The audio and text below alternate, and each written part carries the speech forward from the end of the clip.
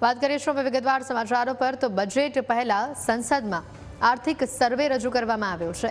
નાણામંત્રી નિર્મલા સીતારમણે આર્થિક સર્વેક્ષણ રજૂ કર્યું છે। નાણાકીય વર્ષ 2027માં ભારતનો જીડીપી 7.2% થી 6.8% વચ્ચે રહેવાનું અનુમાન છે। જીડીપી ગ્રોથનું અનુમાન મોંઘવારી સહિત દેશના આર્થિક લેખાજોખા રજૂ કરશે। આ વખતે આર્થિક સર્વેક્ષણમાં 16 ચેપ્ટર રાખવામાં આવ્યા છે। એઆઈ માટે પહેલી વખત અલગથી ચેપ્ટર રાખવામાં આવ્યું છે। આર્થિક સર્વેક્ષણમાં સોના ચાંદીને લઈને પણ ખાસ ઉલ્લેખ કરવામાં આવ્યો છે। બજેટ પહેલા આર્થિક સર્વેક્ષણ રજૂ કરવાની પરંપરા જૂની છે। દર વર્ષે બજેટ પહેલા નાણાં મંત્રાલય આર્થિક સર્વેક્ષણ રજૂ કરે છે। ખાસ કરીને આ બજેટના એક દિવસ પહેલા રજૂ કરવામાં આવે છે, પરંતુ આ વખતે આર્થિક સર્વેક્ષણ 3 દિવસ પહેલા જ રજૂ કરવામાં આવી રહ્યું છે। 1 ફેબ્રુઆરીના રોજ બજેટ રજૂ થવાનું છે।